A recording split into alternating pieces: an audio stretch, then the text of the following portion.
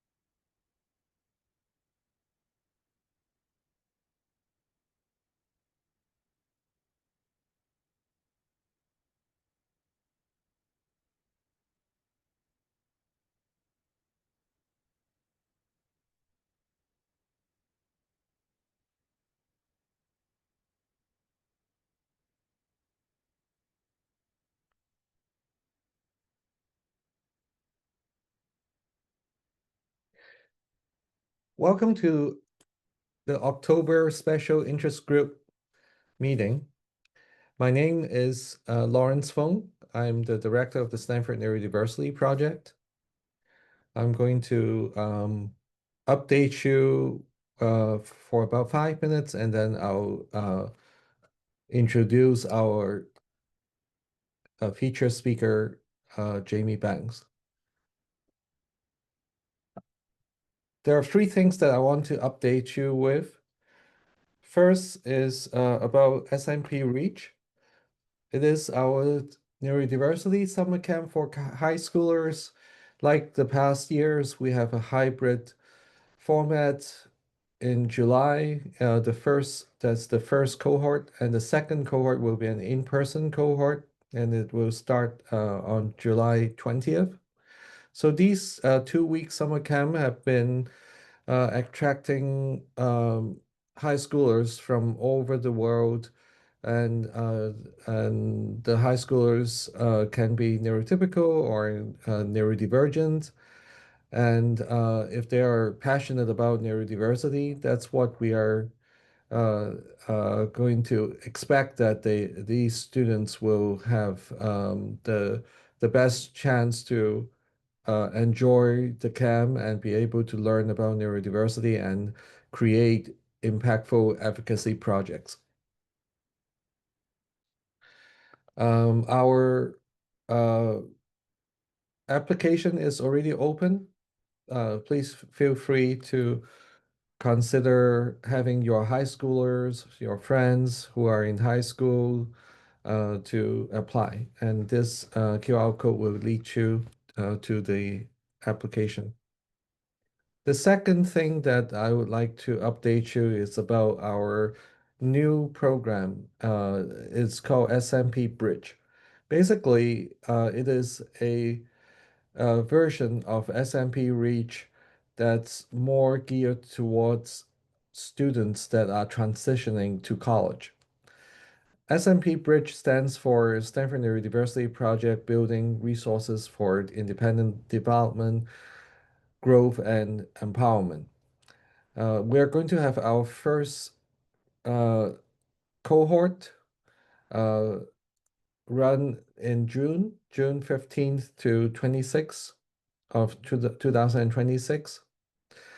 And this is the QR code if you are interested in letting us know that you may be interested in this camp. we're going to have our website up, likely going to be in the next um, 10 days or so. So sometime in early November, our website will be ready for you to get more information of. In a nutshell, this is a camp that is most helpful for students that are interested in neurodiversity advocacy at college level. Also for students that are preparing for transitioning to college, especially for neurodivergent students. And this will be a camp that will be allowing students to be able to collaborate with other like-minded students that will focus on transitioning to college, whether or not you're neurodivergent or neurotypical.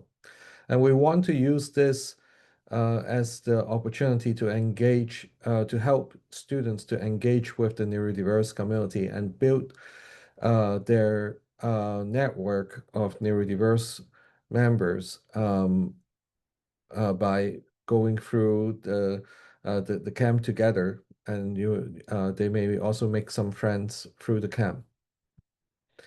The last thing that I'd like to mention is we have the Stanford Neurodiversity Learning Platform that is available for anyone to access, and some forms are there are some videos that are already available on our website that's on the topic of employment and neurodiversity. The curriculum's name is Empower to Employment.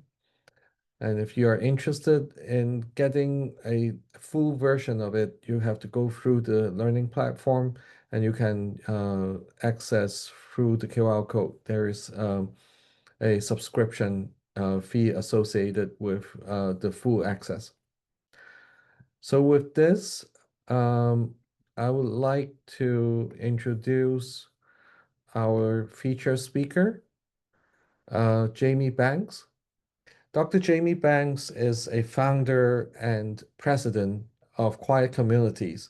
She is a healthcare and environmental scientist with extensive background in health outcomes and economics, environmental behavior, and policy, who brings a multifaceted perspective to her work.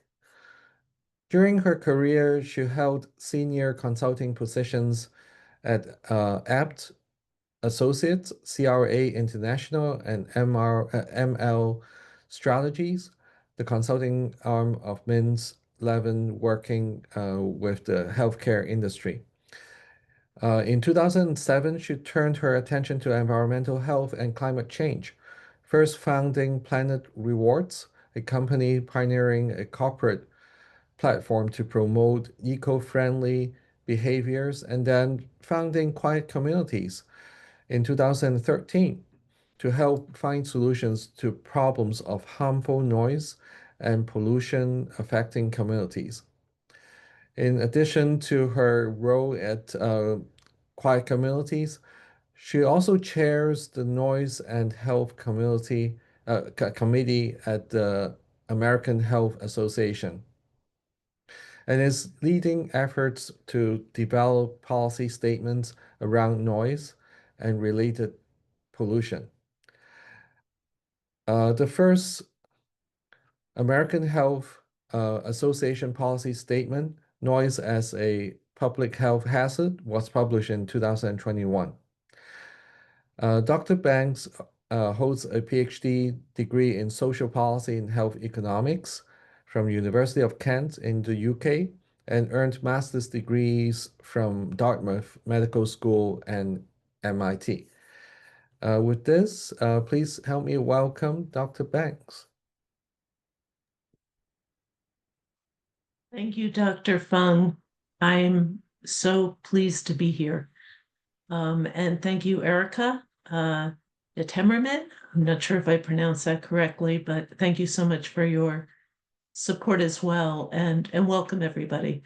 I hope what I share with you today will be will be helpful in getting you to think about noise sensitivity and how we might work together to raise awareness. So with that, I will go ahead and share my screen.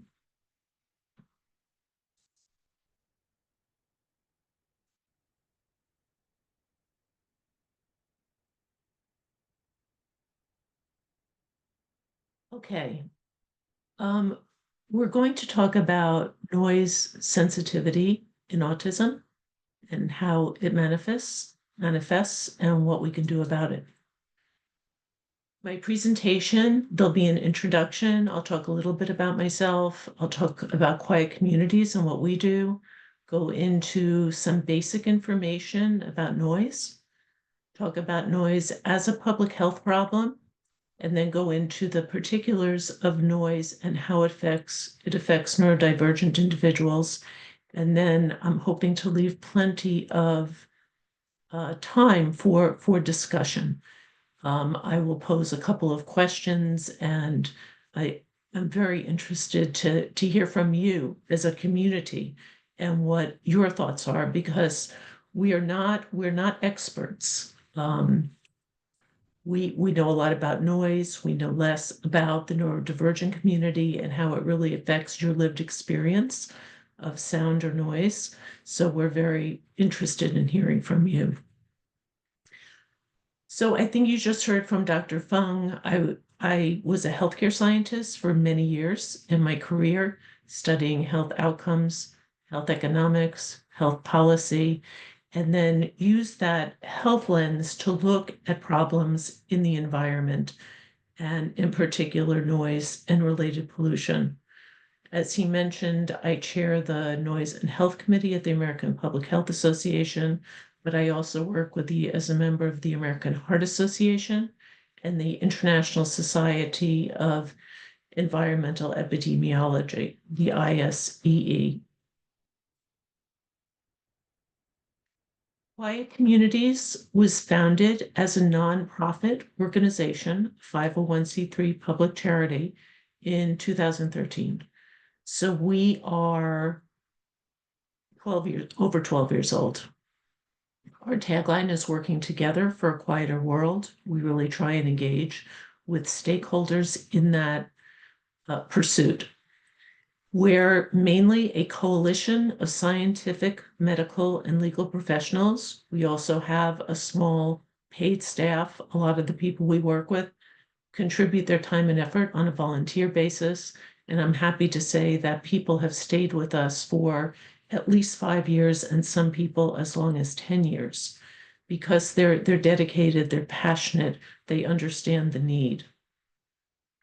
Our mission is to promote quiet as a valuable natural resource. So really bringing up the benefits of quiet, of natural sounds, etc., that constitute a quiet soundscape, as well as working to reduce harmful noise and related pollution, and ultimately create quieter, more sustainable, and more livable communities. The areas we work in encompass all areas of noise. And sometimes we're surprised at inquiries. It could be neighbor noise, but more typically it's noise from air, road, and rail transportation, land care noise from power equipment like gas-powered leaf blowers, string trimmers, industrial mowers, and so forth, construction equipment, and then industries, including data farms, crypto mining, but other things like steel plants, coal mining industry, and then all the way to recreational, leisure, and entertainment venues. You may all have had the experience of going into a restaurant only to find that it's almost intolerable to be there because you can't hear who you're with, you're unable to speak, and there's so much distraction that it creates a very unpleasant experience. As scientists, we are dedicated to bringing an evidence-based approach to looking at problems and looking at them often from a systems perspective. And just to give you an idea of what that means, we've done a lot of work in land care around leaf blowers and other gas power equipment that can be very noisy. But we know it's not just the landscapers that are involved. It's the hype about having a manicured aesthetic, so it's customer driven in part. There are insurance concerns about taking every leaf off every surface. There are manufacturers who have developed this noisy equipment with no effective regulations that are just pushing their products into the market. So it's really looking at the system of factors that's involved in creating these kinds of problems and then figuring out how to solve them. So in addition to looking at the problems, we're also driven to find solutions, and we take an approach of constructive collaboration to try and bring stakeholders to the table and find solutions that are win-win kinds of solutions. Our work more broadly sits between community, science, and policy. It integrates typically all of those aspects. The communities we work with, and let me just back up for a minute. We're all exposed in our modern life to the sound or noise. There's traffic, or there's airplanes or other traffic, there's concerts, there's restaurants, but the people that we tend to deal with are those who are really seriously impacted. They're either chronically exposed or regularly exposed to loud noise. And this covers many areas. People who are in communities located near airports, for instance, or are under flight paths that are concentrated and bringing flights in at low altitude over people's homes. Mining and construction, data farms and crypto mining, restaurants, as I mentioned. The restaurant issue is such that there are populations that just don't want to even go to restaurants because they are so unpleasant or intolerable because of music, the loudness of what's going on, the lack of acoustic controls. And in restaurants, we want to make restaurants aware of what's happening and say, actually, there's an economic opportunity to provide quiet hours or other means to mitigate noise that can help attract customers. Other industry, I talked about certainly land care, and then the problem of modified vehicles. So these are examples of the kinds of communities that we work with that are affected by sources of noise. And we do a wide variety of things. We do a lot of education and outreach, holding conferences, workshops, webinars, doing presentations for municipalities and other organizations that request us to come in and give talks. We organize and do research, primary research as well as secondary research. And then we try very hard to provide community assistance as we can.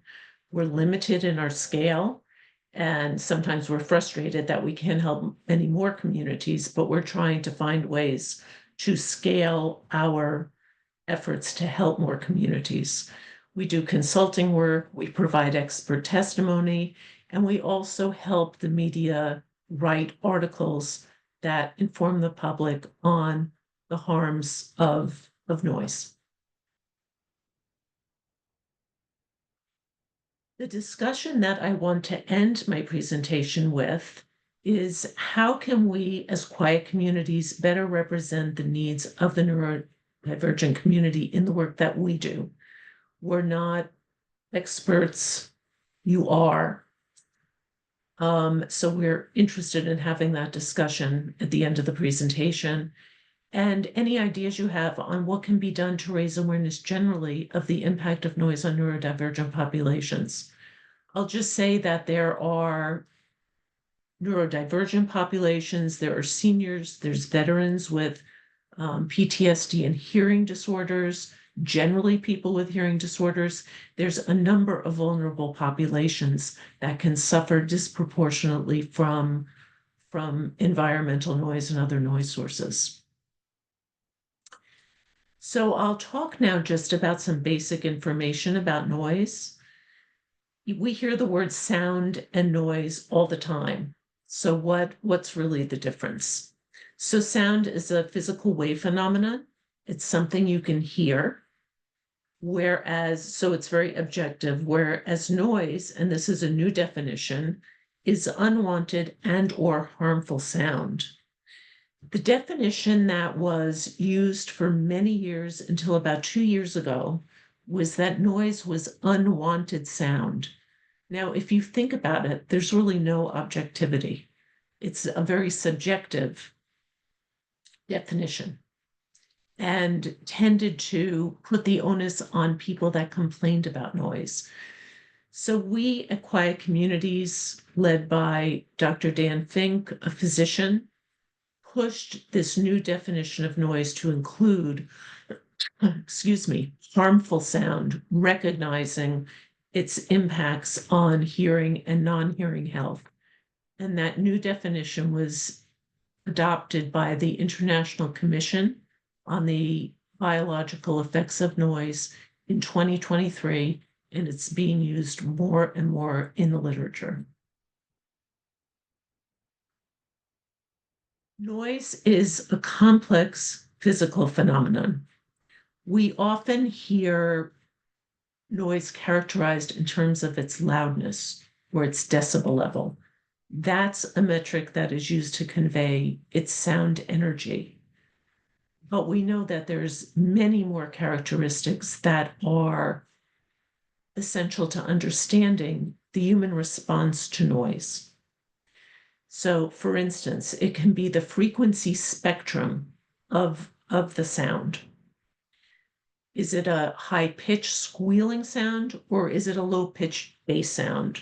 Those have different properties in terms of how far they travel, their ability to go through surfaces like car doors or walls and windows of homes. The pattern, is it a repeating pattern? Is it one time? Is it frequent? How long does it last? What is the duration? And then there's aspects called tonality, roughness, and sharpness, which address the quality of the sound. Again, is it fingernails on a corkboard, or is it something more broadband that sounds kind of has the same tone over time? And dissonance can be caused by many noise sources operating at the same time. For instance, if you have a data farm that has hundreds of fans operating, those fans are not all in sync with each other. So they're not making just one type of sound. It's sound that has a lot of variation and complexity, and some of those things can clash and cause sounds that are perceived as very unpleasant. There's also different kinds of exposures. Is it impulsive noise like a gunshot or a pickleball shot? Is it continuous like an HVAC system? Is it repetitive? Is it one aircraft after another flying over your home? Is it a single source? Is it multi-source? Is it chronic, or is it just episodic? That has to do with duration. And then another important thing in how people respond is the experience of the noise predictable? And what we found is that when the noise is not only disturbing but unpredictable, it's particularly distressing. Getting back to what I just mentioned about decibels as a sole metric.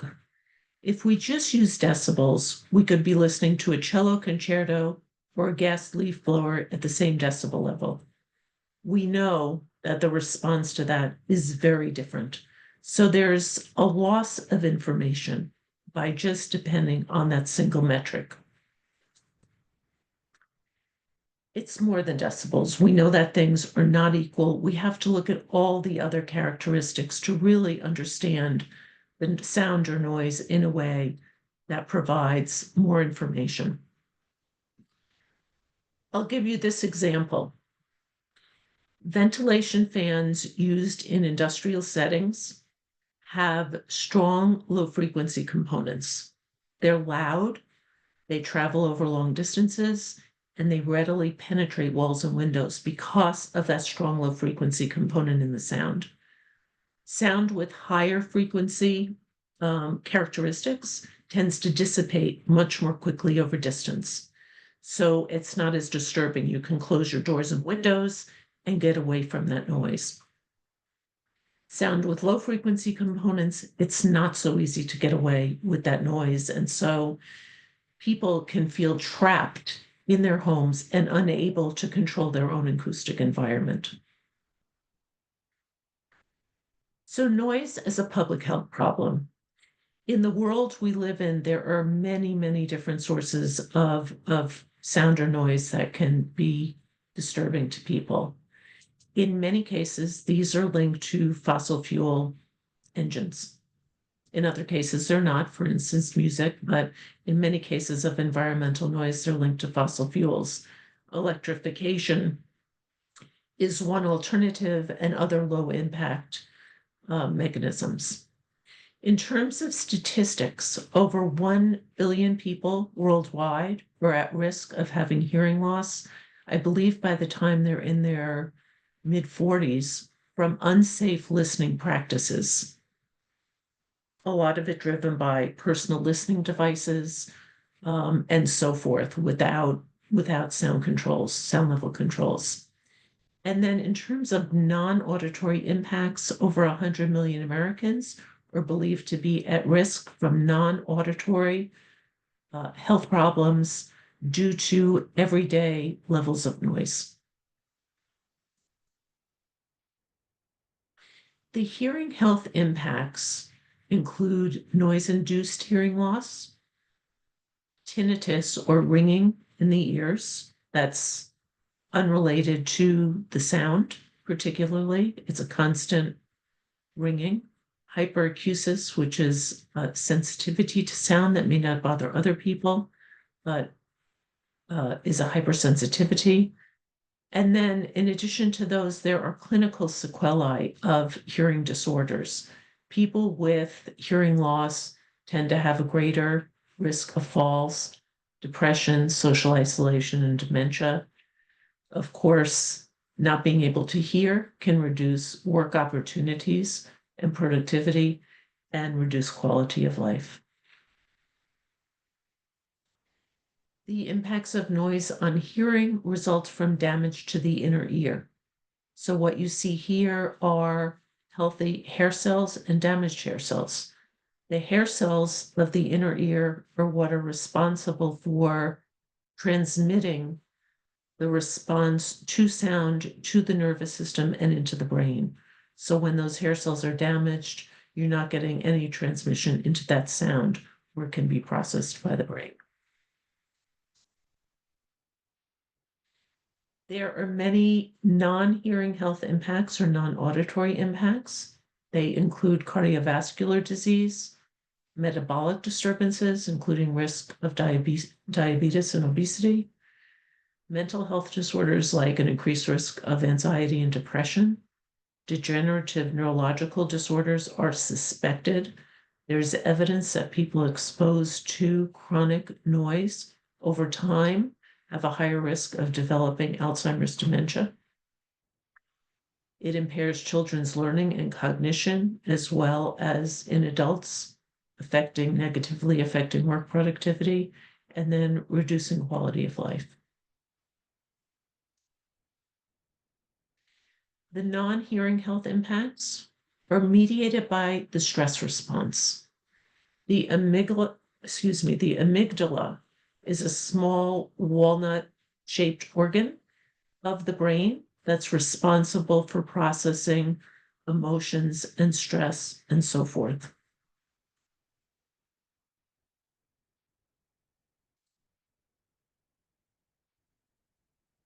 This link between noise and non-hearing or non-auditory impacts is something that's not intuitive. So I just want to explain what happens.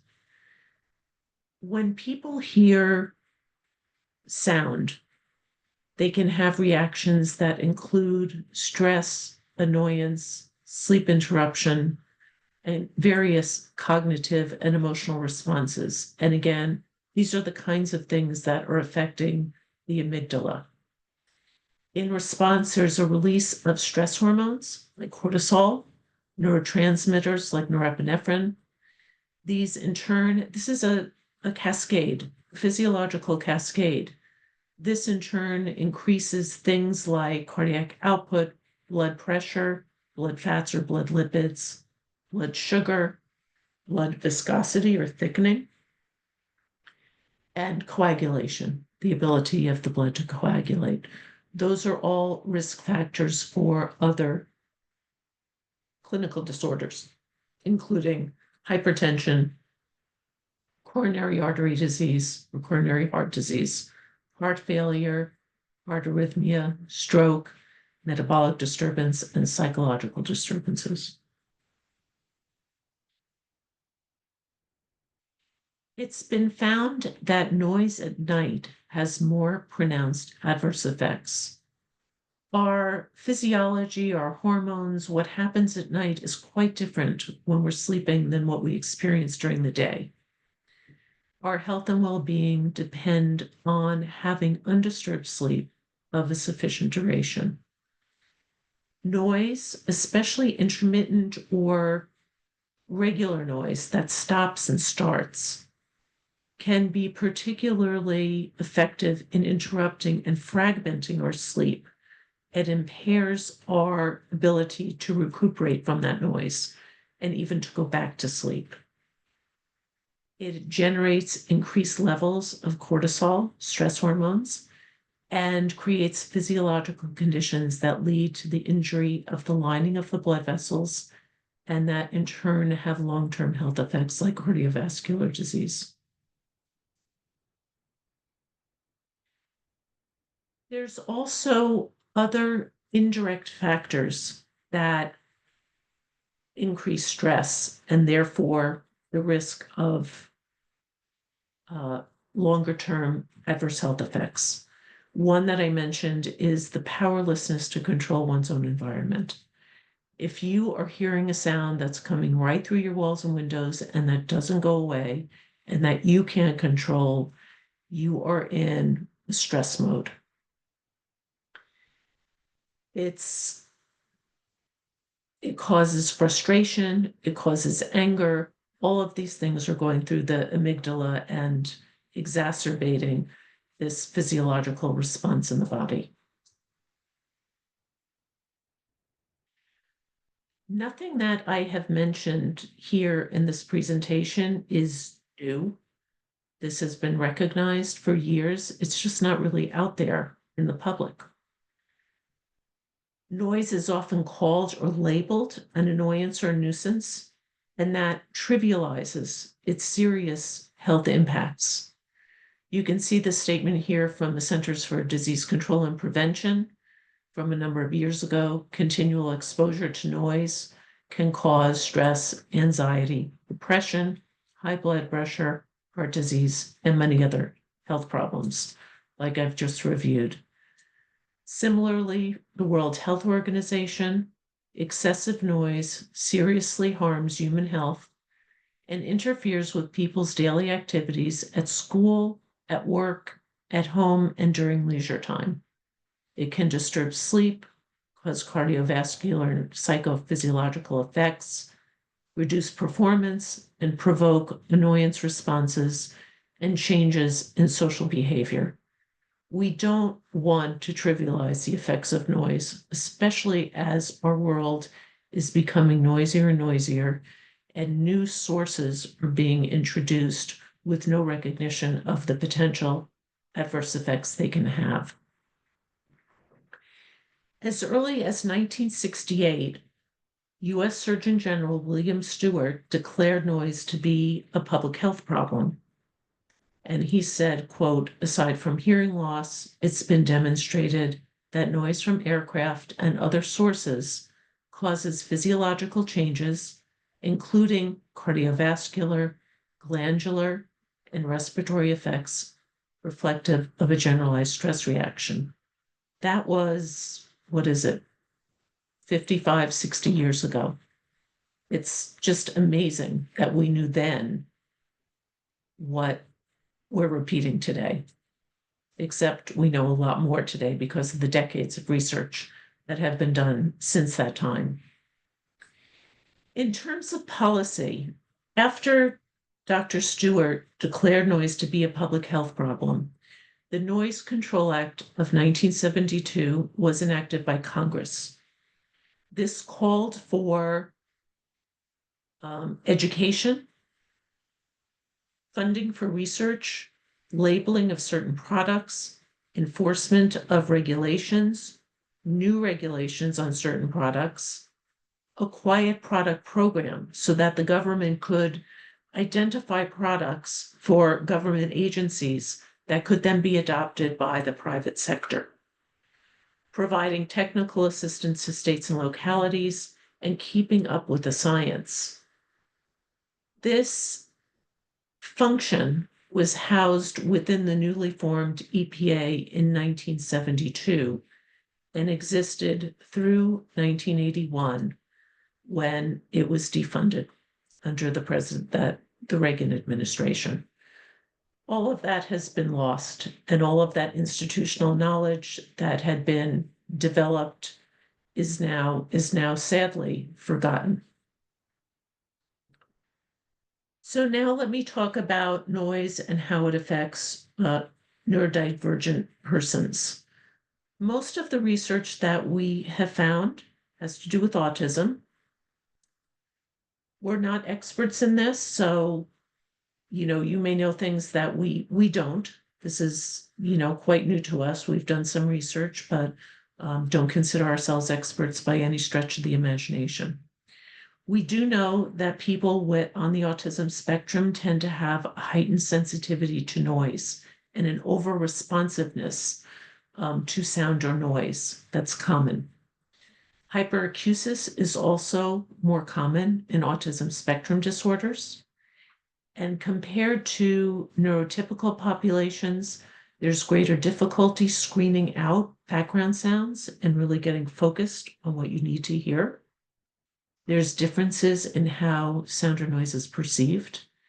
And there's a reduced ability to become tolerant to those sounds. That's what I'm talking about when we talk about reduced habituation.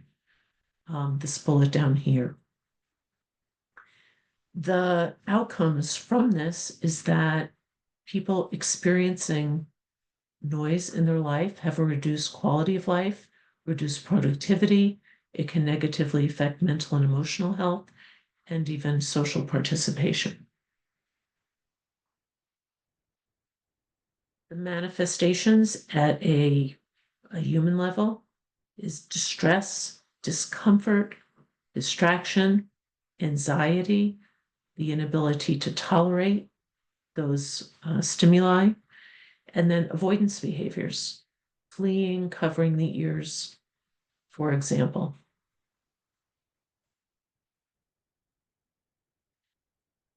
The neurobiology of sound perception in autism spectrum disorders, there's been imaging studies show that there's stronger activation of the amygdala that is responsible for processing that stress and the emotions and so forth, and the auditory cortex that's responsible for processing sound as it comes in from the inner ear. There's a suggestion in the research, although I haven't seen a lot of papers, that there may be a delay in the maturation of the neural transmission pathways in children and young people with autism spectrum disorder. And then again, tolerance to noise is reduced. We know that awareness is increasing and there's been progress in some areas. Companies that are providing sensory-friendly work environments, providing either headphones or quiet workspaces, for instance, educational centers for students that are designed to be quiet environments so people can learn, housing communities that have been specifically developed for neurodivergent populations, and stores that have instituted things like sensory-friendly hours, for instance, Walmart and Costco. But we know that greater awareness is needed. In the communities that come to us with problems, we talk with people regularly and they have no idea either of the public health impacts of noise or of its heightened effects on vulnerable populations. So we know that greater awareness is needed. So with that, I'd like to move to a discussion. Dr. Fung, I have some resources I put here. People may already know about these, but I'm happy to provide these if these can be helpful. And Thank you, I Dr. Banks. think, And yeah, yeah, I think it will be wonderful to share the resources to this group. And you also have some questions that you would like to start. yes. Um, so Yeah, let me just perhaps, share, let me share once more this. I thought I put it at the end of my presentation, but I must have missed it. yeah, if you don't mind copying these to the chat and send it to everyone so that they have For the the questions? questions. Yep. Yeah, no, I'm happy to. I'm happy to. I'll show the slide and then I'll put those questions in chat. Yeah. So anyone that maybe we can start with the first question. How can we uh, better represent the needs of the neurodivergent community in the work that we do? So um, if anyone's interested in making a comment of this question, uh, yeah, please raise your hand. I see Erica's hand is up. And any attendee, if you are interested in sharing, you can either share in the Q&A function or you can raise your hand and I'll bring you to the panelists. Okay, so we have, so let's have Erica share what you have, what you are thinking. Hi, I have a couple of thoughts based on your presentation about specifically the needs of neurodiverse people. I think more understanding of how the combined sources of noise contribute to um, difficulties for autistic people, for instance, like the restaurant setting or other settings like that where there's multiple sources of noise. I think one reason why that seems important is because I think for autistic people like myself, it can impact um, more than just like emotional regulation and sensory comfort. It can also impact comprehension, processing language, cognitive processing, social communication. And of course, like sensory regulation is harder. So in the worst case, it can cause like meltdowns, things like that. So I think that that's one thought I have. And then the other one is um, you talked about how identifying the source of noise can like make it less hard or more hard if you can't identify it. And I wonder if there's um, research into what goes into being able to identify a source of noise, because I can imagine, like, I think for myself sometimes I have a harder time knowing where a noise comes from, especially if it requires understanding social cues or spatial reasoning, things like that, to know the source. So it could be that autistic people are just having way more of those difficult sources, like unexpected noises that they don't know that they're coming from, the harder kind. So that's, I think, an interesting thing I'd want to know more about. Yeah, no, thank you. That's a great point. great points. What's happened in the US because of the defunding of the Noise Control Act is that we're very far behind in research, and we would like there to be more, especially for vulnerable populations. And I don't know, one thing I might ask of you is how effective have the neurodivergent advocacy organizations been in lobbying, for lack of a better word, for funds for things like this? Is that a route that might be helpful to get to congressional members or those responsible? It's hard to know in the current political environment, but I'm kind of putting it out there. I see Greg has his hands up, and he's Yep. president of Ascend, which is a big autism Okay. advocacy organization. So maybe you can share, Greg. Okay, I don't see any control of my camera, but Yeah, anyway, it's okay. it's You okay, can good. speak. Yeah. All right, well, thank you for this presentation. This is music to my ears to hear concern about this subject, since it's looms so large in my life and in my family. In my life, my partner is autistic, and we both have major sound sensitivity issues. So obviously, I'm interested in any kind of legislation that raises awareness of this and moves things in the direction. I want to emphasize just, thank you for emphasizing that it's not just a volume issue. For example, I feel as if sometimes as if my autistic sensitivity, as if it were like evolved to be really good to be aware of like animals creeping around in the forest. Small sounds can be just as, it's a matter of what pulls my attention away from what, social activity or whatever's in front of me. Small sounds can be just as distracting and problematic as loud sounds.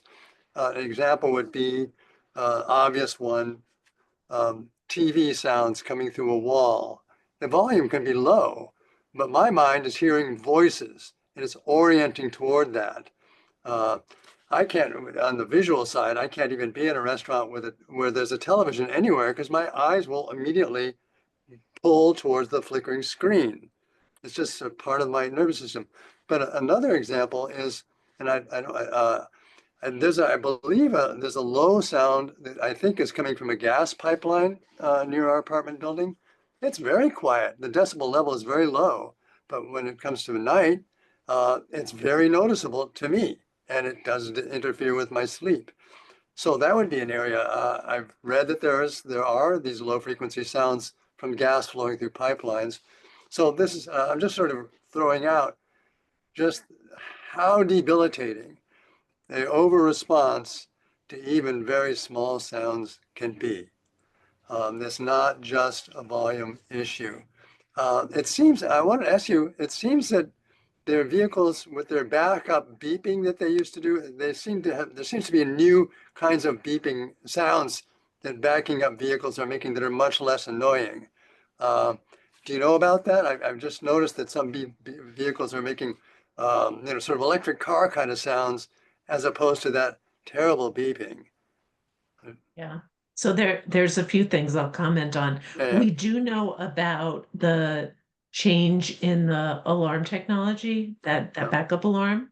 There's apparently devices or products on the market now that can sense the ambient noise environment and figure out how loud the alarm has to be. So if it's very quiet, they know having a fairly quiet alarm can be very Yeah. Can attract attention. But if there's a high level of ambient noise, it has to be louder. So it can adjust for that. So that's one thing we know about. So thank you for that. The other points that you've made regarding it's not just decibels. I didn't have it in my slide presentation today, but the example I use that's so much to your point is I say if it was just loudness or decibels, a dripping faucet wouldn't bother anybody. Right. And yet we know it does. It's that drip, drip, drip, or like you say, low-level sounds that you just can't escape from. So it is so much more. I wanted to add one last thing, which is a real lifesaver for my partner and me has been using brown noise or dark noise. A dark noise is a noise source. It's not white noise. White noise does not mask well, but brown noise, which has much more bass rumble in it, masks low frequency sounds, like the sounds of TVs coming through walls and so on. And it really, but if you try to listen with your iPhone earbuds or something, it doesn't capture the bass enough. What we have is a subwoofer attached to the dark noise on an iPhone, source on an iPhone. I highly recommend it. It's just a lifesaver for us.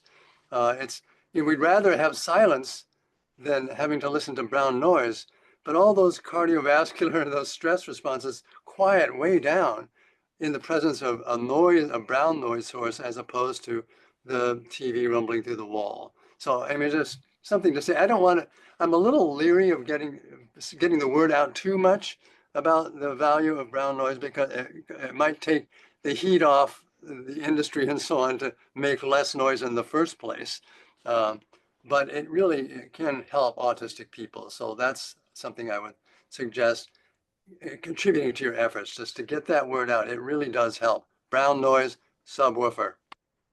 Yeah, no, thank you for that. And it makes me also think about low frequency noise is very underappreciated, and yet the most environmental noise, whether it's construction, modified vehicles, aircraft, they're all sounds that have very strong low frequency components.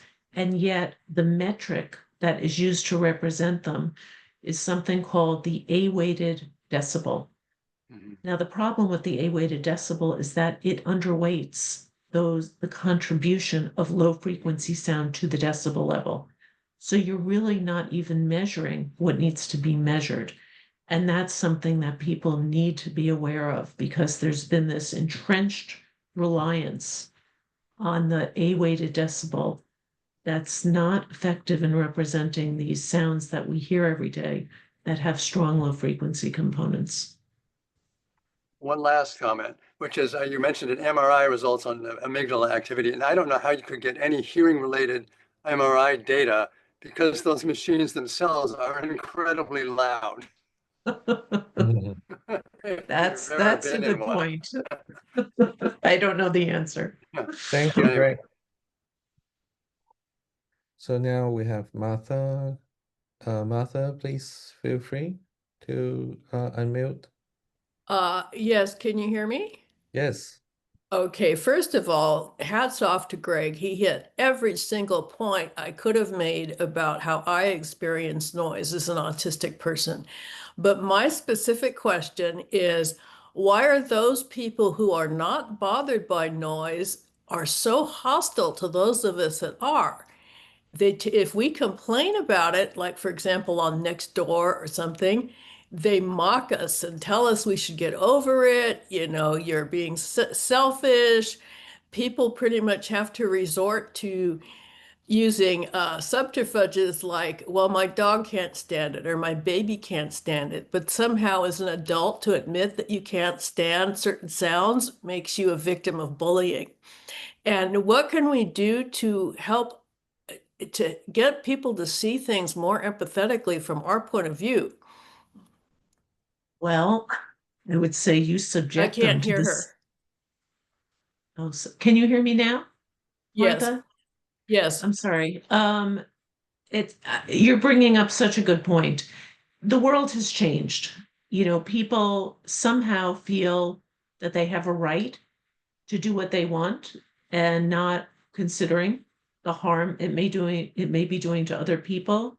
We have heard this again and again and again, even at the institutional level, where you'll have, for instance, an airport that gets a lot of complaints about noise from flight school activity, other kinds of activities. And the people that complain the most, and this has been disclosed, are just written off as whiners. when in fact they're experiencing the sound in a very harmful way. Um, I don't quite know the answer because it's a huge problem. Um, but when people experience noise personally, they change their minds. It's so we had a situation, we did a lot of work in land care when we started with gas leak blowers. There was an editor of a newspaper in a city, and they were getting a lot of letters to the editor about the noise from leaf blowers from the citizens, and there was a very cavalier attitude, like, how bad can it be? And it's not. This is a first world problem.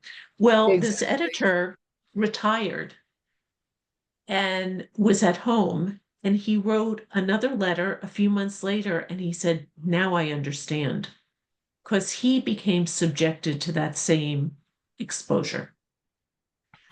How do you do that on a broad scale? I have no idea, but it's, certainly education, awareness, getting out there. If we wanted to put together museum exhibits so that people could walk in and experience, these disturbing things. We just need funding to do these things, but it's something we consider all the time. So thank you for that, because it's a very important point. Thank you, Martha. Um, Now we have Jennifer. And by the way, can you make a comment, Dr. Banks, on what was the rationale that the federal policy was defunded by the Reagan administration?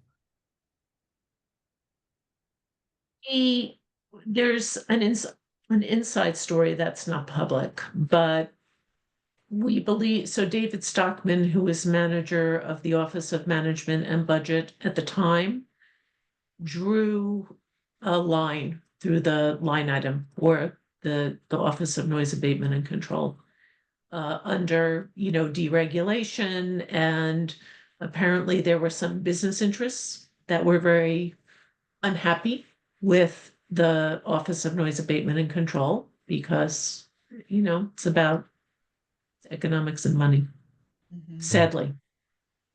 Okay. So so basically the question is, how can we flip the conversation and make it important for those people that can influence these kind of decisions if Yes. noise is affecting everyone. So, Dr. Fung, one thing that and maybe we could say it after Jennifer's question, I don't want to lose the idea of the possibility of a neurodivergent community survey that we might work on together. And I'll just tell you quickly, in 2022 or 23, we did a online survey of communities impacted by aviation noise. Mhm. And there are 60 or 70 organized groups that this was sent out to. Within 2 weeks, we got over 1,400 responses to this online survey. We were able to do some very robust statistical analyses. We published the findings in a peer-reviewed journal. And so that's very important to develop the science around these impacts so that people have a scientific foundational base to draw on when they're putting forth their arguments. Yeah, So, yeah, yeah, that's fantastic. I'll be interested in it, and I'm sure there will be community members, maybe even on this call, that may be interested in this kind of research. We usually would want to use more of a community-based participatory research approach to have the neurodiverse community to be helping to identify exactly what are the issues. Uh, we know the overall big issue, and kind of to make it more fine-tuned and making it the highest impact. We start with the neurodiverse community to figure out like what the survey looks like. So the survey Absolutely. would be more impactful. And when we did the aviation, we held focus groups to, we based our initial draft on the literature and what was known, but then put this in front of impacted communities to refine it and Mhm. validate the questions, the readability, and so forth.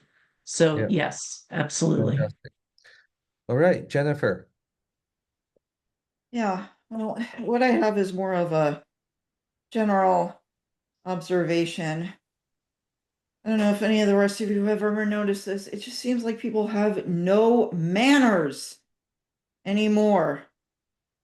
Especially since the advent of cell phones, people yap on them incessantly, and they are totally oblivious to the fact that there are other people around them who don't want to listen to their conversation. I've seen this everywhere. I've seen it in the public library and even at work. Somebody has to make a conference call. Okay, I'm not questioning the importance of your conference call, but why can't you go into a phone room for this? Why does everyone on the entire floor have to listen to it? You know, I'm autistic. I'm supposed to be an antisocial psychopath with zero consideration for other people, but I don't do this. When I'm out in public and my phone rings, I go outside to answer it. And I have a neighbor with a motorcycle who likes to sit in his garage, revving it for hours on end. I live a block away from this guy and I can hear it. I know other people can too. Ugh. Yeah, yeah, no, and this is the larger problem, the lack of civility that has evolved over the past 20 or 30 years is just, I mean, it's a So what whole are we other supposed to do conversation, about but this? I mean, we can keep talking about it. There may be channels to influence it. I'm thinking of things like, churches who should be able to embrace something like this, or temples, or whatever, at least for their populations. And then, how do you get to other people? I really don't know the answer, but we have to try. Mhm. It speaks to like how can we as a community figure out how to define neurodiversity friendly environments and try to um, make like the uh, like landlords, for example, to uh, try to make spaces to be more suitable for neurodivergent people to live. If they know that neurodivergent people have these needs, then there may be some things that other tenants in the property should also consider, just to be good neighbors and making the community a nicer community together. Thank you, Jennifer. Like, You're welcome. So next we have CJ. Hi, yeah, thank you so much for the presentation, Jamie, and everyone for sharing your thoughts. There's definitely a lot of overlap in what I'm going to ask and what I believe Gregory had mentioned earlier. But I'm especially interested in uh, current research and if it confirms wide variability in terms of sound sensitivity for those of us on the spectrum.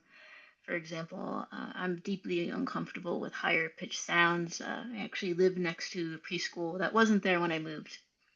And I had to move out because there was a lot of screaming, and no sound engineer could help me um, alleviate this because I had too many windows. So, from like an architectural perspective, there was nothing that could be done. But their lower frequency sounds like a car, if it's more than 10 feet away, I'm okay with that. So there's some contradictions there, but I also grew up on a very busy street.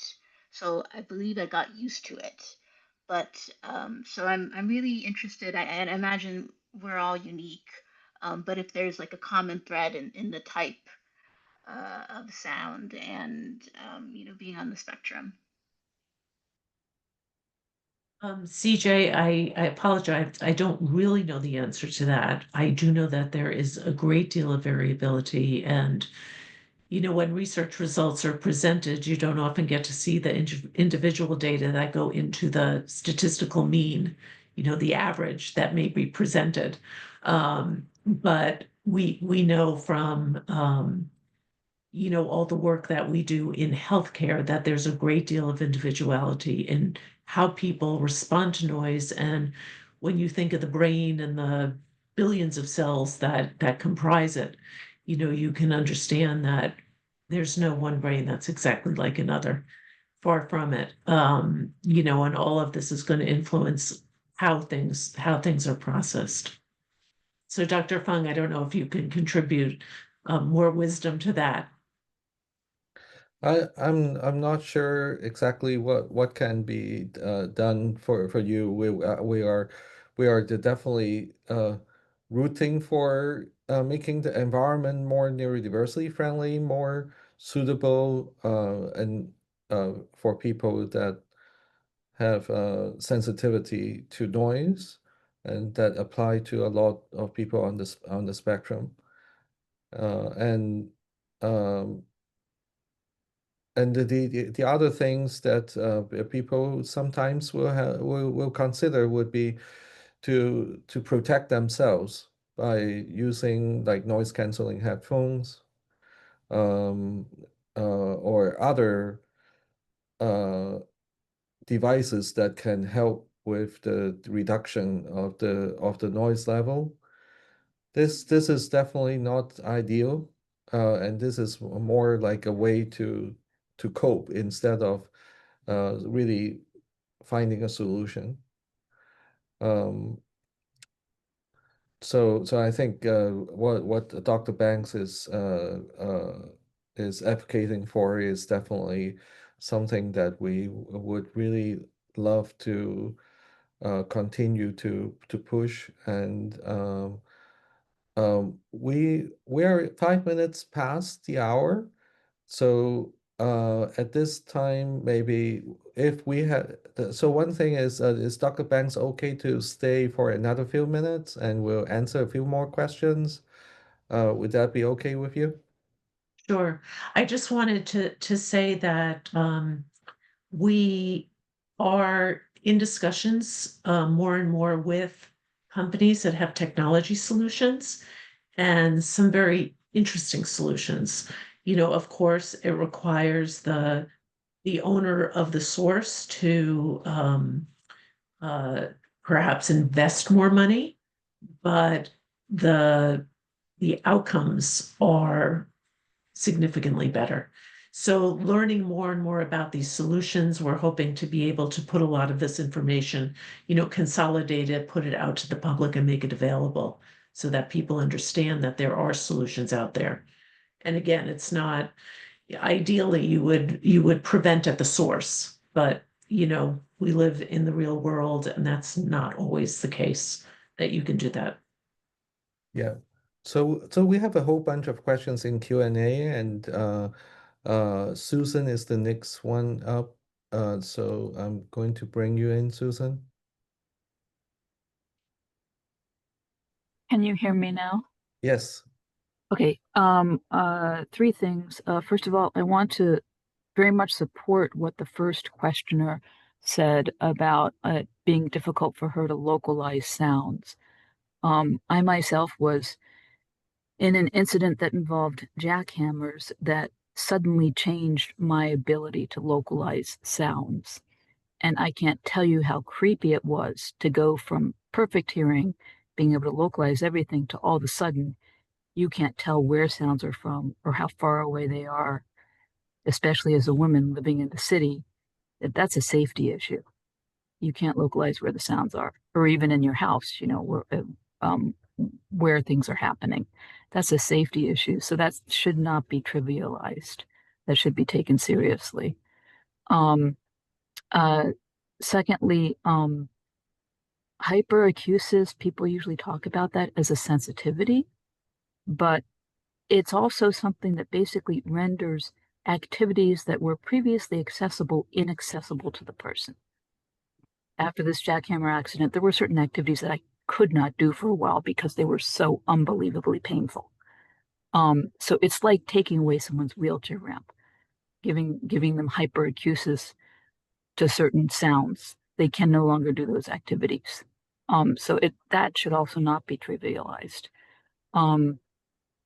Thirdly, what is being done within the healthcare industry to control sounds and background noise during procedures or within exam rooms?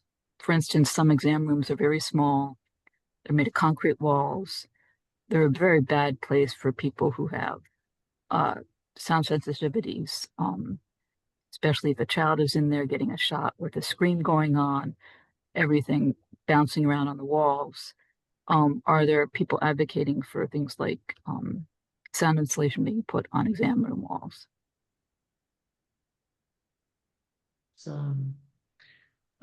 There's a group called FGI that develops building codes for hospitals and healthcare facilities. And we're associated with some of the people involved in that. I can, if you want, get in touch with Dr. Fung. You can forward your email. We can be in direct touch, and I'll try and put you in touch with them because they should know about this. I think that they develop these building codes to, service more of a neurotypical population, but they should understand the heightened sensitivities of other vulnerable populations as well. And with regard to things like hospital noise, alarms, machinery, it's a huge problem. I don't know. I know some hospitals have had quality improvement programs. It's very few around noise. But it's something I appreciate you bringing it up because it's another thing we should be looking into. Have people had their hair cells damaged by procedures that have happened in these small exam rooms? Yeah, I don't know. Especially small Mhm. children. Have people looked into that? Yeah, I Has don't research been know. done? I don't know. Mhm. Yeah.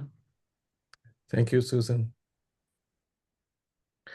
So we have a couple of questions that are in the Q&A that bring up that